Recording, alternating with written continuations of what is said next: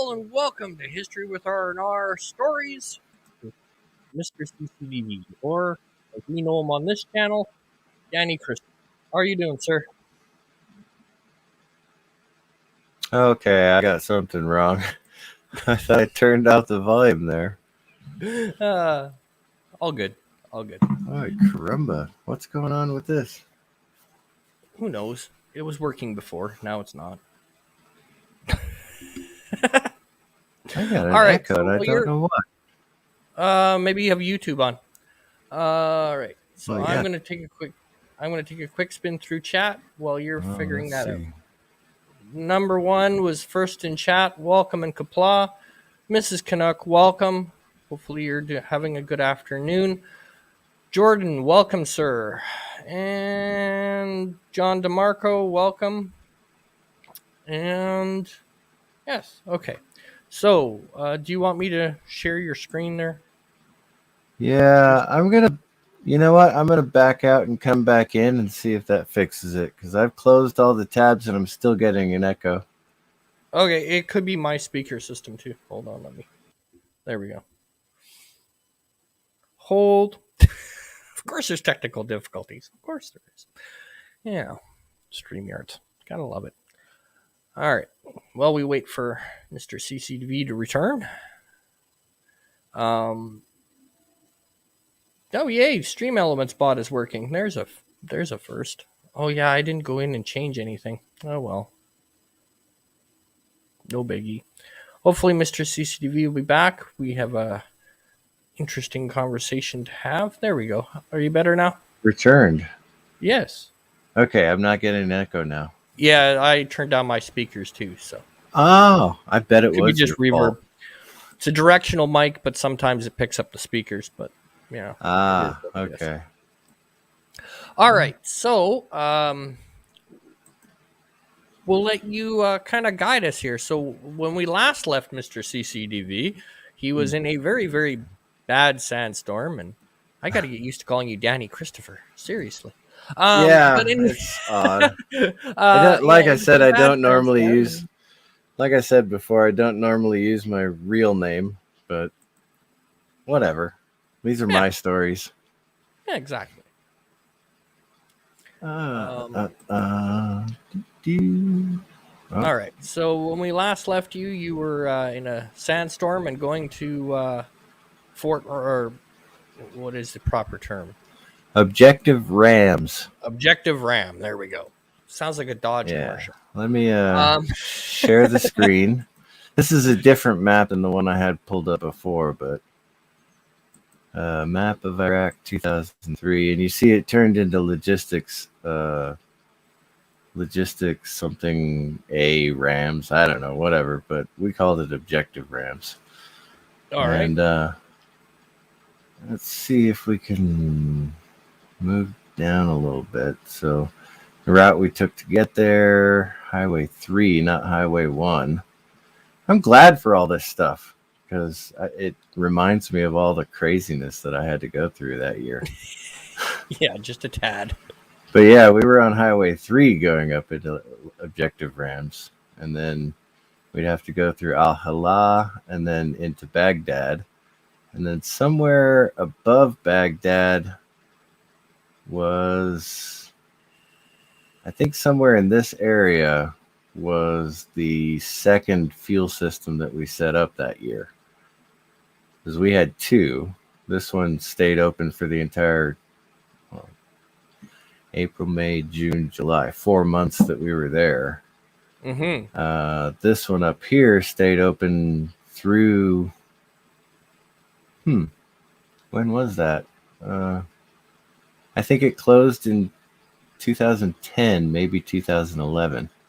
But that fuel system stayed open the entire time we were in Iraq. Okay.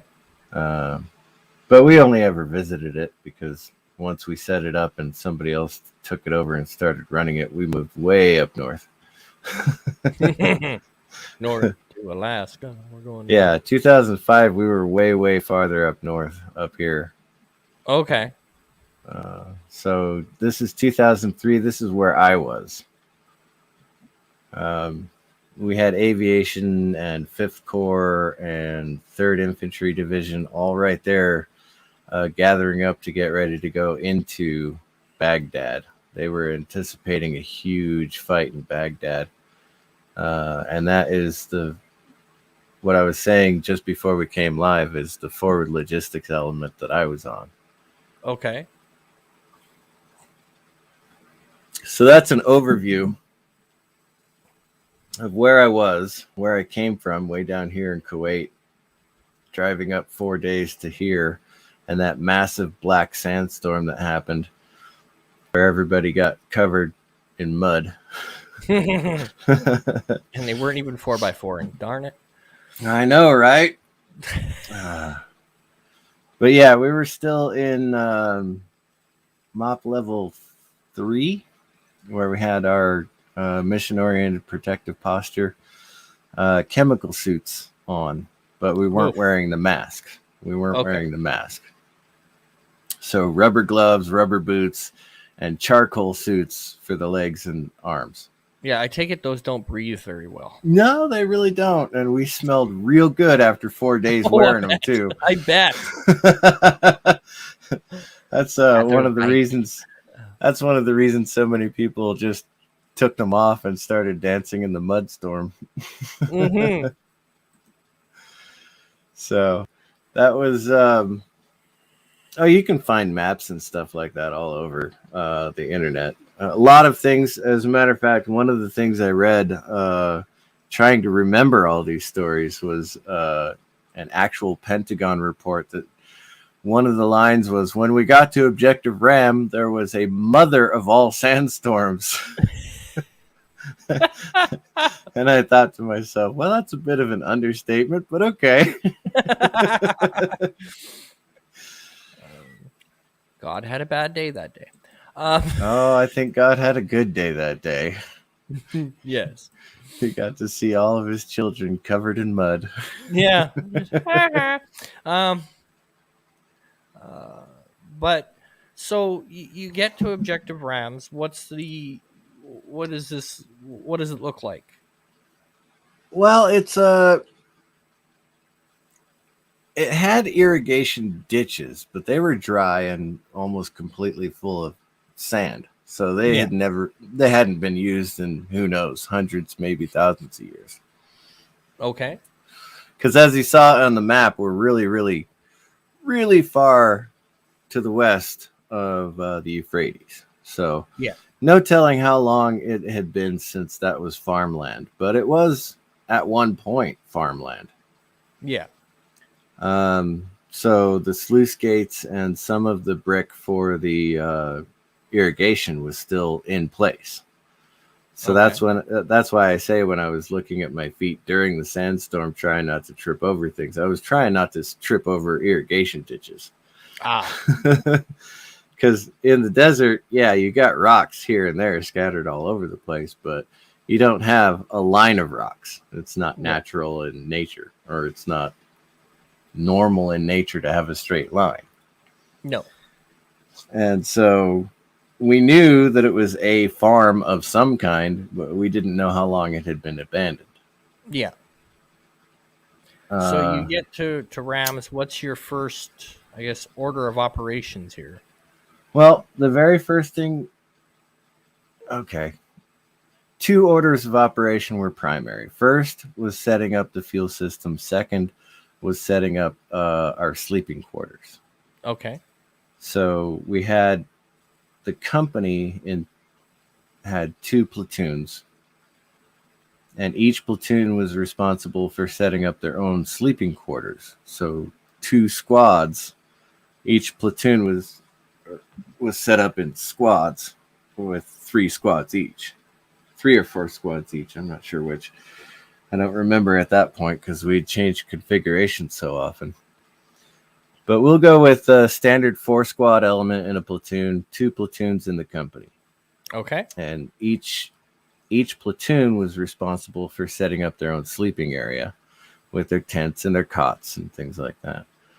So 1 squad from each platoon was set to that task, setting up tents. And then the other 3 squads were tasked with building the 12 bag fuel system. It's only Okay. 300,000 gallons. Yeah, it's only Yeah. So who was in charge of the Amazon ordering for the TVs, the couches? Right. Yes. Yes. I'm just kidding. I'm just That kidding. would that would be our supply sergeant. Uh, and then he got very annoyed when they said Amazon don't deliver here. What? Amazon doesn't deliver. Oh. No next day service. What the hell? Let's see. Yeah, so the sandstorm broke up and it was gray and dusty for the rest of the day. And I don't think the sun came out until 2 days later. And we finally Okay. saw the sun again. But during that 2 days, and there was absolutely no rest, it was catch as can. So if I were working slinging hoses or running berm liners and bags, then I'd be doing that for 12 or 14 or 16 hours. And I'd go in the back of a 5-ton, put my head down and go for about 20 minutes. And then somebody would jump up into the back of the 5-ton and go, "Hey, we need this piece of equipment." Yeah. Okay, no problem. Grab the piece of equipment and start running again. Yeah. Because we were told that the first supply trucks were going to be there that night. So we had to have at least 6 bags set up to receive fuel Okay. by that night. So we were running, and we were running like crazy. And I'm sure a lot more people took more naps than I did. I felt guilty about taking that one nap. Yeah. but in a high wind sandstorm environment, you're trying to lay out 50 meter by 50 meter sheet of plastic Kevlar liner. So you've got 10 men and women holding one side of the liner and running across to try and get it across the 5 or the meter and a half tall berm that the bulldozer just pushed up.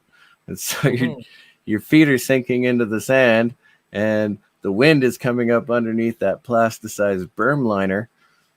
And so we had one guy who was about 110 pounds, like the absolute minimum weight that you could possibly be to be a soldier. He had to have weighed like 110, 120 maybe.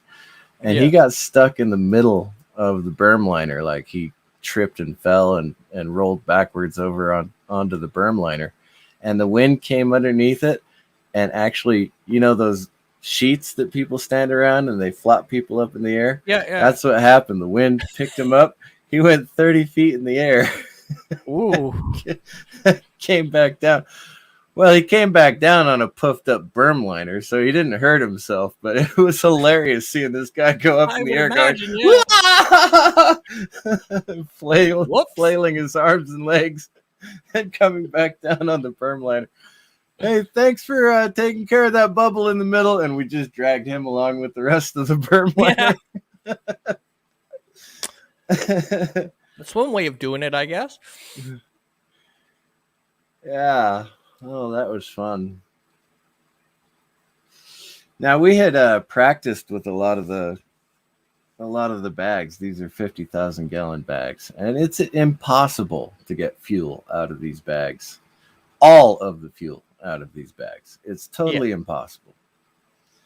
So some of them still had fuel in it when we hit ground in Iraq, because we had just been at the National Training Center and we set up a 12 bag system there. And they actually allowed us to use real jet fuel, JP8, during our training, because it was the most realistic we could get before we went to Iraq. And so we got there, and so some of the fuel bags still had a little bit of residual fuel in them. Okay. And of course, it sloshes around, gets in the folds and things. So as we unfolded the bag and spread it out, some of the fuel spilled out of the 4-inch outlet and inlet ends of the bag, and maybe some of it spilled out of the vent. I'm not really sure about that, but we had little puddles of jet fuel all around the bag. And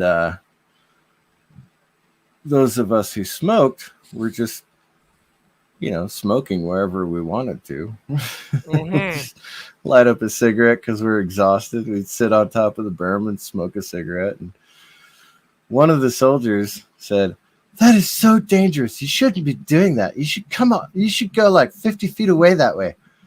And my squad leader at the time, he'd been doing fuel for like 10 years. So, he knew the deal. I knew the deal. A lot of us knew the deal, that there was no danger of anything happening. It was, the temperature was in the 80s, I think, maybe the low 90s. And the fuel that had been trapped in the bags had been stored in freaking Colorado all winter. So the fuel was still cold as hell. Yeah. There was no problem. We weren't in any danger whatsoever. So we were just smoking wherever we wanted to, just setting up the system, and nobody gave a damn Yeah. except for this one specialist. You better go over there 50 feet away and smoke.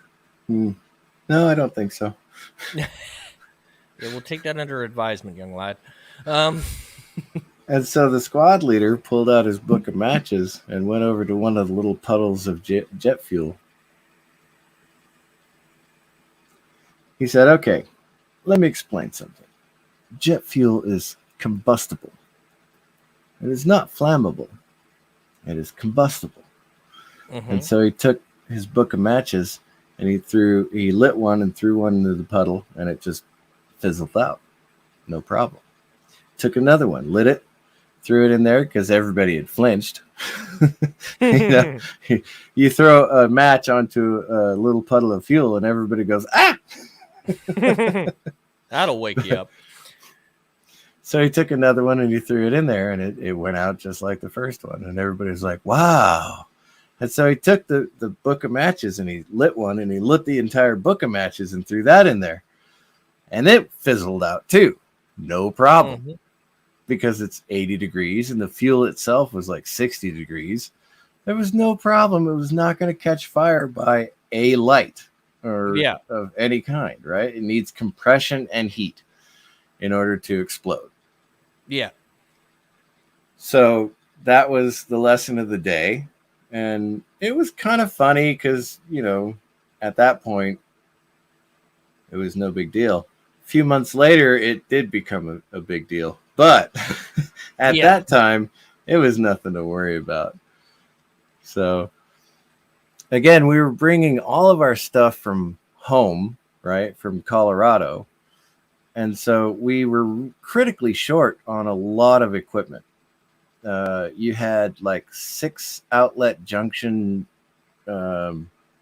manifolds that were required for each bag in the fuel system, along with manifolds throughout the rest of the system, along with hard hoses that were for suction and soft hoses that were for discharge. Okay. So we brought all of the equipment we had, and we were still critically short just to set up 12 bags. Because, like I said, right in the middle of building this thing, they said, "Oh, you need to go north and set up a fuel system up there." And so half of our equipment got taken up to another objective. And so we had to figure out what to do. And this is my very first lesson in adapt and overcome. Adapt, react, and overcome. This is my first real world lesson in this. And so my squad leader, the same one who showed us that fuel is combustible and not flammable at the proper temperature range, he designed a system where we would have one really long hose on either side of the 6 berms. And you're talking about 2 football fields stuck together just for 12 bags of fuel.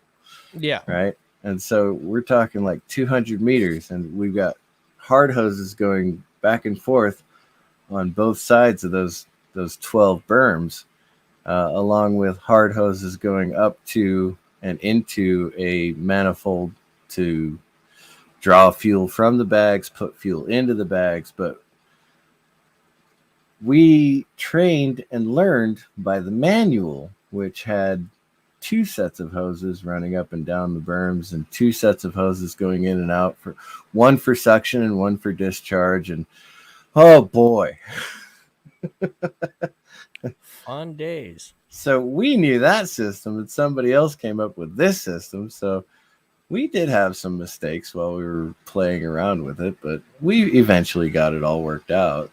So, suction hoses mostly, very little on discharge hoses. We hardly ever used them.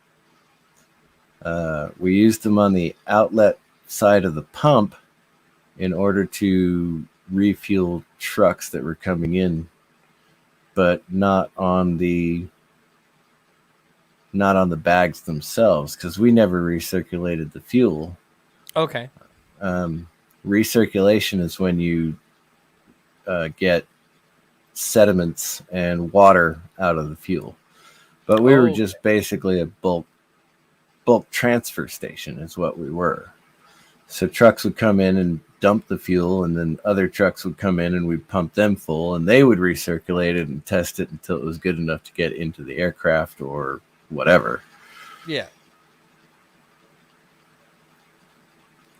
So you're more of a holding station than anything. Yeah, pretty much. Let's see, where was I going with this? Oh, right. Okay. So that whole day, the day of the mother of all sandstorms, we actually did get all 12 bags into working order. Okay. And we were exhausted. I mean, totally plowed under exhausted. And it was getting on to nighttime, so it was very, very dark. And my squad leader was told that we were the first ones there to receive fuel. And he said, but we've been, and my squad has been, and we did, and this and that and the other thing. And we really did. Our squad had done a lot more, in my opinion, than other squads had. Because he was the leader. My squad leader was the leader of the guys putting this stuff together. And so as his second, I was like, yeah, we need to do this and that and the other thing. That's why I felt guilty about taking a 20-minute nap. Yeah. Because I felt vital and he was vital. And it seemed that we were directing the entire operation, him and I together. So it kind of annoyed the hell out of me when we got chose to be the first squad to receive fuel. Yeah. And of course, the sandstorm hadn't let up at that point. It just got to the point where we could actually see. Yeah. So it's getting dark. We can't use our flashlights. So we can't play games or anything like that. So we're sitting on the edge of a berm, just relaxing. And we say, okay, you know what? Let's go ahead and start rotating for sleep. Half the squad go to sleep now. The other half will stay up and wait.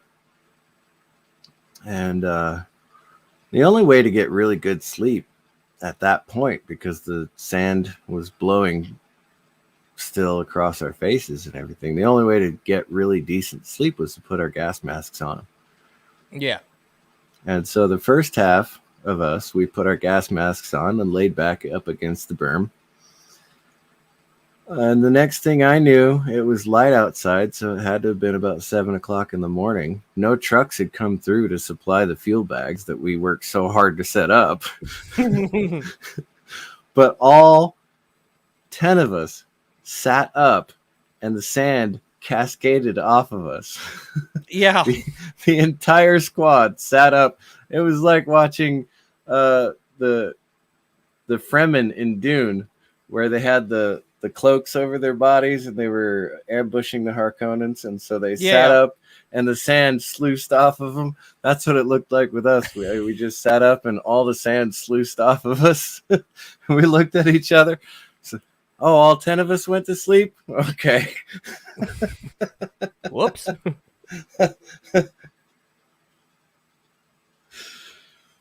Yeah, how long so did it take for the actual trucks to arrive? They tell you they're coming at night. They just didn't tell you which night. Is that the deal? yeah, pretty much. No, I think they showed up that day. I think they did, but we were relieved shortly after we woke up. Another squad had come down and relieved us, so we went back up to the tents to pick our spots. And one of the female soldiers, she was, I don't remember if she was Mexican or Puerto Rican. I think she was Puerto Rican, but she was the best looking woman in our entire company. I mean, she was hot. She was absolutely gorgeous, and she asked me to sleep next to her. I was like, "Why?" Because I know you, and you're married, and you won't mess with me.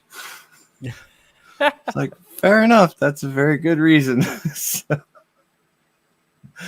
So I went out and got my cot, and I brought it in and I set it up.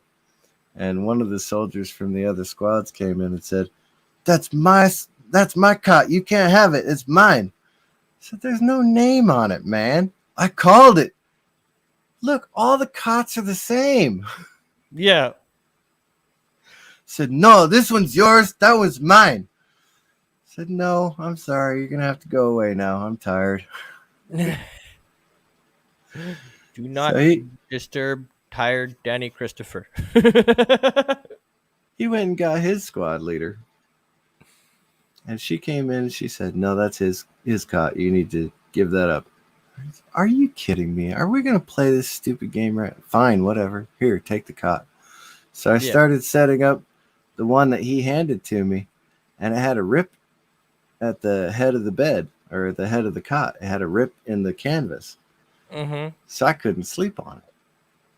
And I was absolutely out of my mind, furious, angry. I took my knife out of my pocket and I just slashed it all the way the rest of the way through, because I was like, I might as well just sleep on the ground, you dumb. I took it and I threw it out of the tent, which wasn't hard because there was a rip in the tent too. Oh, lovely. From, I don't know, it had to have been rough handling. The rip was there when we were in Kuwait. I knew that. But it hadn't ripped all the way down to the bottom, which by the time we got there to Iraq, the rip had gone from top to bottom. So that side panel was ruined. Okay. Now, we hadn't completely set up our camp at that point, but I just picked up the remnants of the cot and threw it right outside the tent. Just threw it through the rip. I was like, I'm done. Threw it. So I was exhausted. So I laid down on the ground right next to, or right in the spot where she asked me to sleep. And I just laid down and went to sleep. A few minutes later, I got shaken awake. The squad leader had come by and given me his cot. I was like, "Thank you, Sergeant." And he had gone out and gotten the one that I had cut and used 550 cord. That's parachute cord or whatever you want to call it. We called it 550 cord. He had used that to actually sew up the cot itself. Mm-hmm. And so he sewed up the ripped part and the part that I cut, and then he made a wrap for the rest of the cot as well. So it was probably one of the more stable cots in the the entire company, actually. He made it better. But we had used 550 cord to sew up the rip in the side of the tent as well, and all that stuff. But it was just really stressful couple of days. I was exhausted, and I have a short temper as it is. So when the people screwed with me like that, I just lost my shit. And I've never hit any person before. Never had to. Um, Mm-hmm. so I've never actually. Well, no, that's not true. Junior high doesn't count. Yeah. But I'd never hit anybody before. But equipment around me is not safe No. when I'm in a rage. Things, glasses, awards. As a matter of fact, I had one of those after I left the military. Threw all my awards across the kitchen and shattered all the glass. That was a bad day. Mm-hmm. But anyway, that day, yeah, I made a fool of myself. Anyway, that was Objective RAM the first few days. Just setting everything up, trying to get as many pallets as we could to make porches for the tents. And, none of us really wanted to sleep on dirt. So we had the No. cots, but the cots kept sinking into the sand as well. So eventually we got pallets and plywood to go on the bottom of the tents, so we'd have at least a semi-stable flooring. Mm-hmm. Yeah, setting up the slit trenches was easy because we had engineering equipment. The other camps around us were other support elements. There were, the clerk typists, the medics, the shower guys, things like that. People who didn't have heavy equipment. Mm-hmm. So we loaned out our backhoes to dig slit trenches and latrines for all the other encampments around Objective Rams. So if you had a slit trench in 2003 at the end of March, say thank you to 59th Quartermaster Company. We made it happen for you. Yes. And pay your waitress. Um, so you're there. You're grumpy. You're tired. Um, you're told. Well, the first night you're told, okay, well, trucks are coming, so get those bags ready. And then they don't show up, so they show up later, probably delayed due to sandstorm. Yeah, most likely. Yeah. Um. So then you're relieved. So then you go and you set up your camp. How long are you at RAM before you're moving on? We were there for the rest of that deployment. Okay. The 59th Quartermaster. Well, again, like I said, we split into two elements. So the second platoon went north to set up another fuel system up there. Okay. I don't remember offhand whether that was after the battle in Baghdad or before the battle in Baghdad, but whatever the case is, they went north. Okay. And they set up So now another fuel system. from But I stayed at Objective Ram until July when we were relieved and went home. okay. So then I guess a better question is, what is the next big operation for you guys? For us guys, there was no bigger operation. Receive fuel, distribute fuel. We did go and refuel the generators at the Air Force guys were living in a tent just like we were, which is the first time I'd ever seen Air Force in accommodations that were on par with the Army. Because normally they have maid service and laundry service. And Are you saying they pamper the fly boys? maybe just a little. But yeah, that was the very first time I ever saw the Air Force in a similar situation as the Army was, where there was absolutely no amenities whatsoever. It was shocking. Although they did have an air conditioner that they were running with their generator. But they said it was to keep the air traffic control equipment cool. That's what they said, did they? Yeah. I was okay with that. Yeah. It was the Okay, which one should I tell first? The forward logistics element? Because that did come first. Yeah, well, let's go in order. Okay, okay. Few days after we set up, the battle in Baghdad started. And so I went on a forward logistics element. That's where you'd bring fuel and bullets and food and water to the forward fighting troops. Yeah. The very first time I'd ever been on a forward logistics element, a flea. So at that point, I wasn't really freaked out at anything. So I just went. Yeah.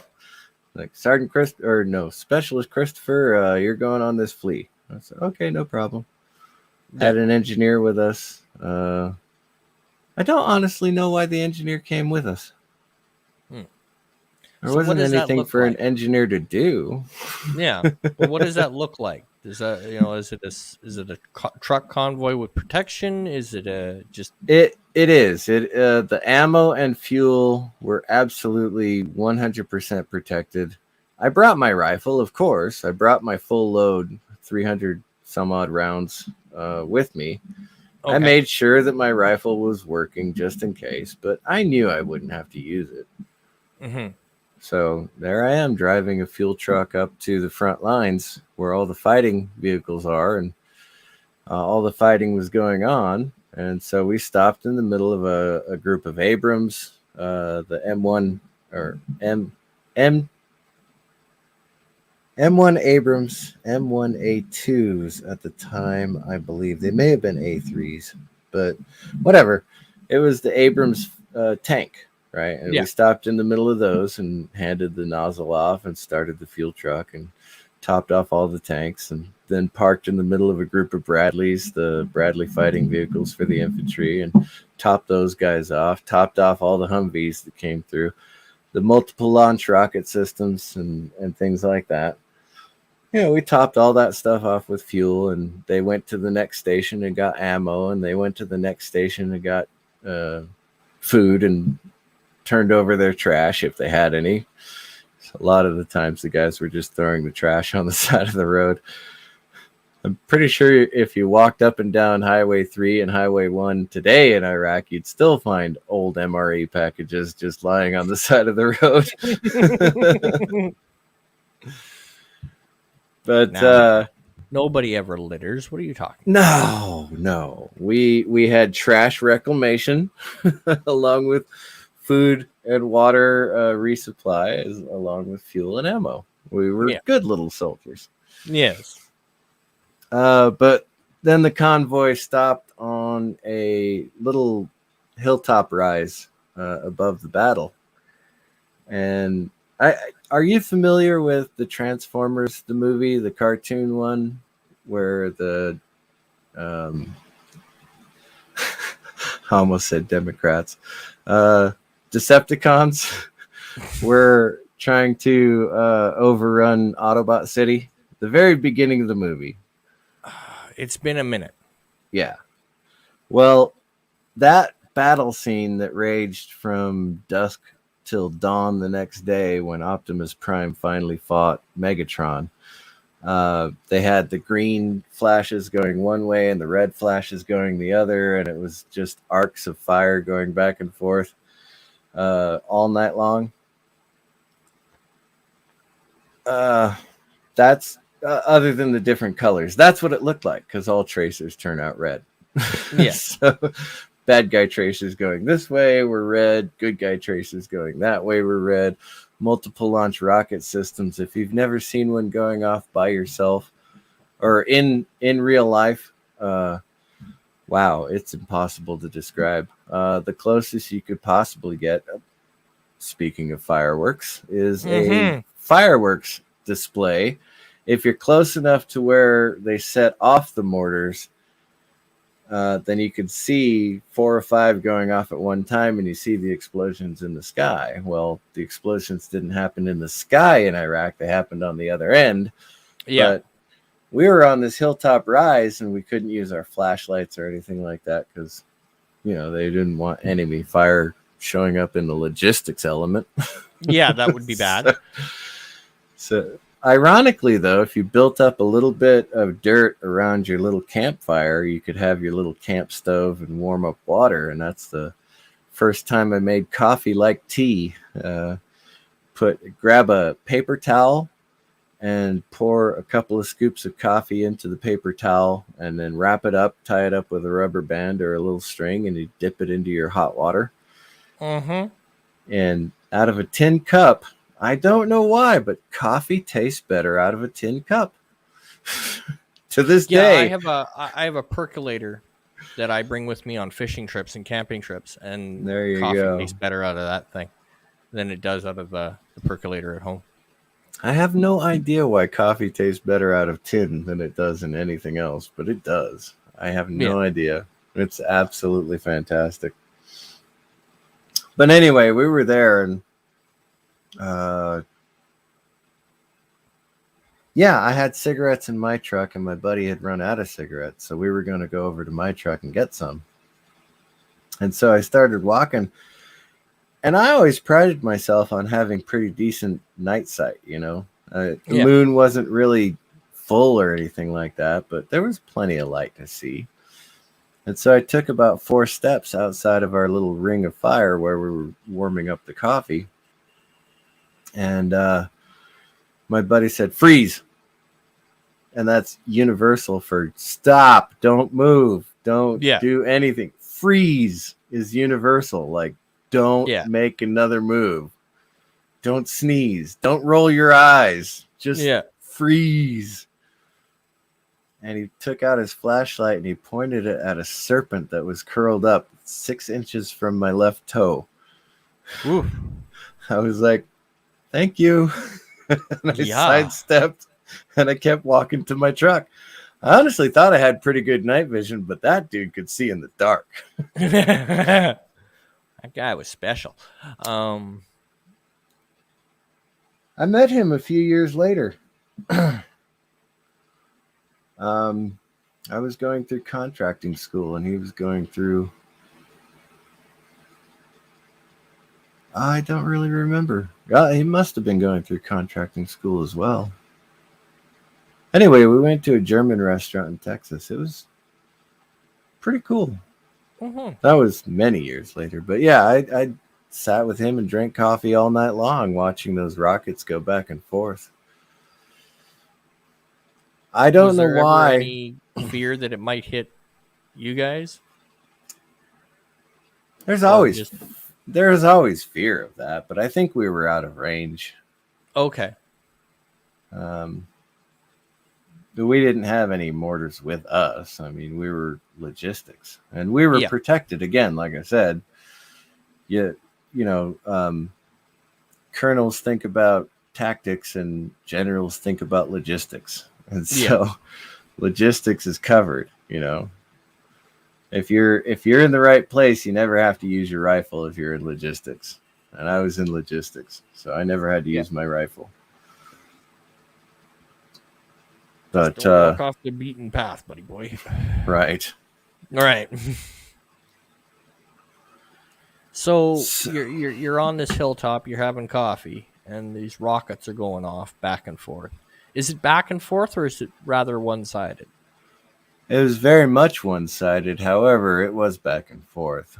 Say 70-30. Okay. They say the Republican Guard was the best fighting troops in the Middle East. That may be the case. If that was the case, you know, I feel sorry for the Middle East. Yeah. What we had at that battle was 5th Corps. Now, a corps consists of so many divisions. Each division consists of so many brigades. Each brigade consists of so many battalions. We had, I'd say, 30,000 fighting troops in that confrontation, and then 70,000 logistics people spread out behind the fighting troops. I mean, you're talking about 100 kilometers behind, spread out all the way up to the front lines. And so that was the closest I ever came to battle, was that forward logistics element. Yeah, and I think that's important for people to really grasp, because I don't think people really realize that, just the numbers and the scale of, a modern battle. A lot Well, of, it's not just a modern battle though. If you take into consideration the Battle of Thermopylae, the 300, as most yeah, people but think what of I'm it, saying right? is a lot of people will like, I know from my friends, they think of modern battles as less. So you have World War II where you have, 500 tanks, and then modern thinking is, well, we do the same thing with less. Where no, we don't. We No, just use we really more don't. high tech toys. Yeah. Well, I think I told you about the time I was in training. Had to have been at Fort Hood. Yeah. Before Bosnia. I'm sure of that. Um, I was fueling up a company of Abrams, and the company commander said, "Do you want to you want to come in and take a tour of the tank?" I was like, "Oh hell yeah, I do." Yeah. So I jumped in there, and he put me in the tank commander position, the TC, uh, where I had a godlike view of the training area battlefield. I mean, you could see 360 degrees out of that Yeah. turret, and the aiming reticle had a 10 target optimization setting. So you could target 10 things at once. Yeah. And as fast as the loader could load, you could hit those 10 items that you had targeted as Mm-hmm. fast as the loader could load. So it was just incredible the amount of technology that was so far advanced of anything they had in World War II. Yes. So less equipment, sure, but you're still talking about a couple hundred tanks. Yeah. It's not like you could take one Abrams and go back in World War II and go, ha ha ha, I have the power of an entire tank battalion now. Yeah. Yeah. No. That's just not the case. No. No. Um. So you're sitting there having coffee, and the rockets are going off. And I know to describe that would be impossible. Because we just, I mean, and I think that is a good analogy, a fireworks display. The only problem is the booms are real.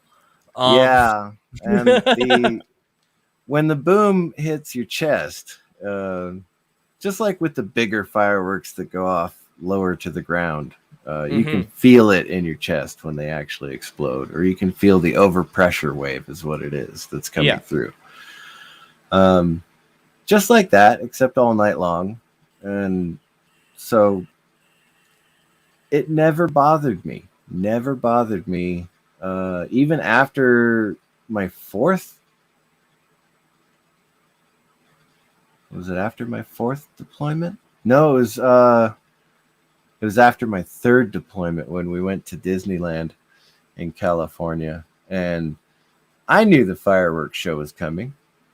And I knew that it was just fireworks and nothing bad was going to happen. They do it every night at Disneyland.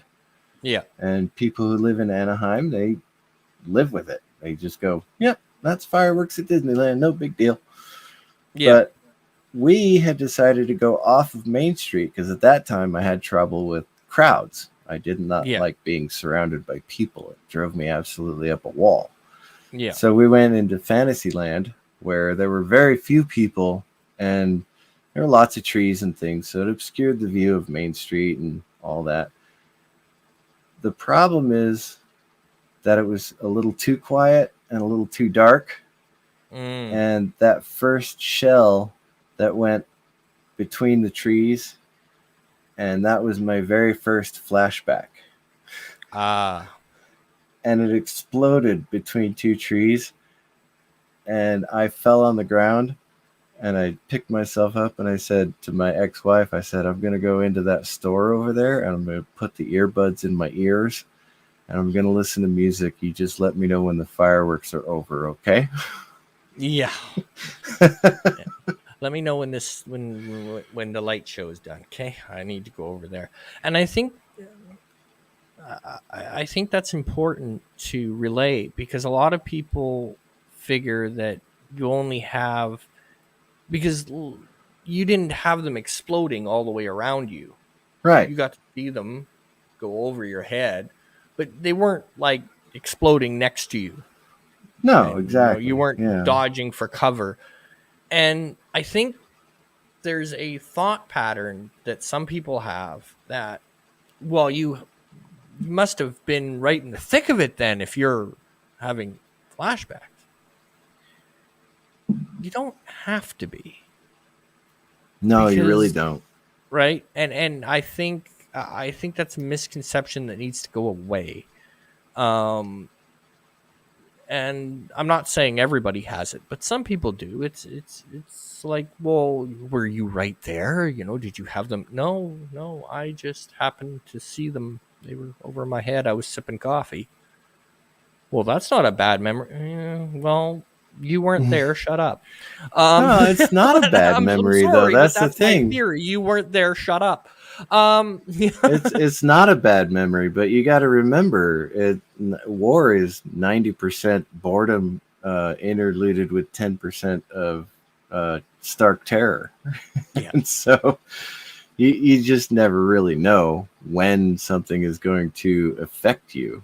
Or, yeah, I mean, yes, mortars had gone off in the compounds that I was in, 20 meters away from me. You know, yeah, like, okay, that happened. I don't flash back to that. I flash back to the forward logistics element. I yeah, don't know why. It was a beautiful sight to see. I knew soldiers were losing their lives, more Iraqis than Americans, but soldiers were losing their lives. I knew that. mm-hmm. And I don't know, to this day, if it's a surprise fireworks show, it scares the shit out of me. Yeah. Well, and I Because remember, here in the States, I'm safe. I'm not in danger yeah, here in the States. yeah.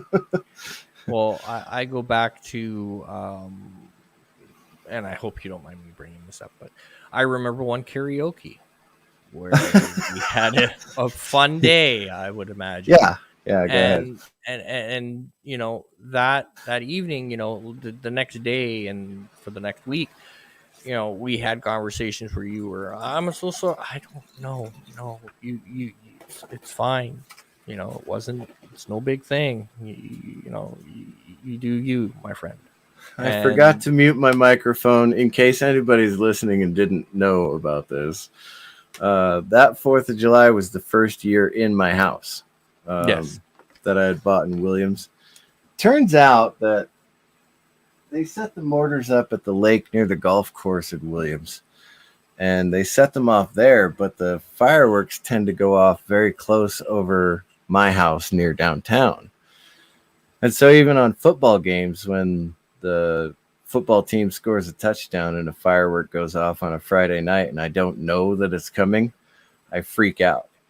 yeah, It just so happened that karaoke was on 4th of July that year, and the whole city of Williams was outside on their porches, staring up at fireworks and having a good time. And I'm on karaoke and I've got my ear cans on, and 3 charges into the fireworks thing, I forgot to mute my microphone, and it got to me. It hit me that night, and I threw my chair back and I started throwing things around in the house, and I tore the screen out of my back window and I shouted into the night, I hate fucking fireworks. Goddamn 4th of July bullshit.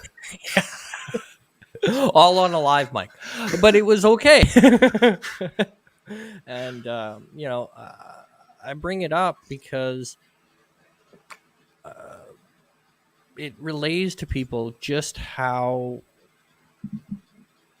random moments like that is.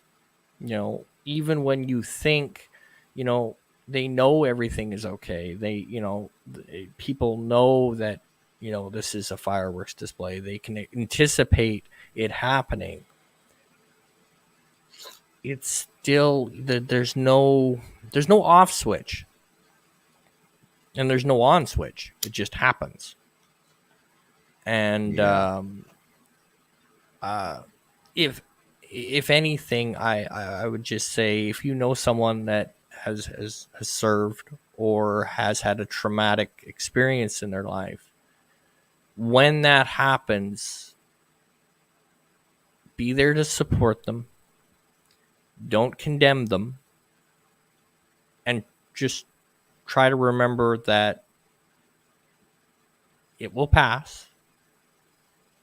And just try to be there for them, however that may be, because they can't control it.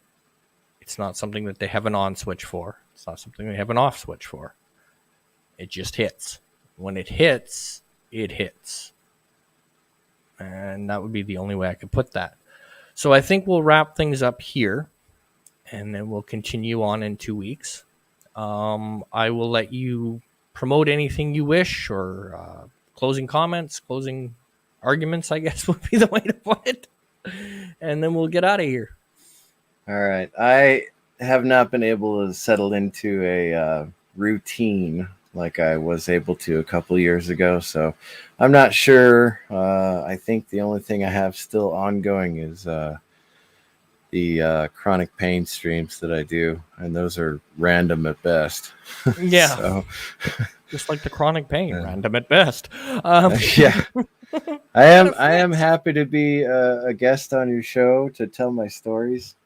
This is actually the reason I began a YouTube channel, is to tell these stories. Yes. And this is a product of me nagging you for a year, right? yeah, and you finally figured out that if you wanted it done, you had to do it yourself. Yeah, pretty much. So, I take do a cue from my dad. that. If you want something done, you got to do it yourself. Yeah. I All right. So appreciate with that, folks, I will thank you. Please share this out. It's important to myself. It's important to Danny, or Mr CCDV as we know him, that these stories get out there and these stories get told. I will do a little bit of shameless plugging. At 2:00 on my opposite channel, Rambling Canuck, I will be going live, and the topic in question will be the Ukraine and the current situation over there. I will have myself, Loki from Loki's Mornings of Mischief, and also Joseph Patrick on the panel. Joseph lives in Slovakia, which is right next door. Been there. So I think it is important that if we have a discussion on that, we have someone who is close to the situation, because a lot of the times our news can be a little one-sided, and it's always good to have more than one perspective on a situation. So today at 2:05 on Rambling Canuck, we will have a live stream where we will discuss our thoughts on the Ukraine and the situation that is going on there. Tomorrow on Rambling Canuck, because I like pissing off YouTube, I will be having another stream at 4:00, and we will be talking about the Freedom Convoy that is happening right now in Canada. And Are you going to sing Are you going to sing the song Convoy? No, we'll do that tomorrow night on karaoke. How's that? We will be having Speaker of the Dead and a couple of other guests on that stream. Speaker is a trucker. So again, I like to have, when I talk about things like this, I like to have people that have a different perspective than us average folks. Because being in the trucking world and not being in the trucking world is two different things. So I think it is good to have someone who is in that world on the panel. So Speaker of the Dead will be there. So will Loki, who is an ex-trucker. My family are truckers, so it'll be a very interesting conversation. Today at 2, again, we will be talking Ukraine. And that might piss off YouTube a little bit, but I don't care. I think it's important that it gets discussed, and I think it's important that it gets a little bit of light shone on it. But again, that will be on Rambling Canuck because I didn't think it fit here. So I see my wonderful woman has put it in the chat. So I look forward to seeing you all at 2. And till then, as Admiral Doom would say, thank you and good night.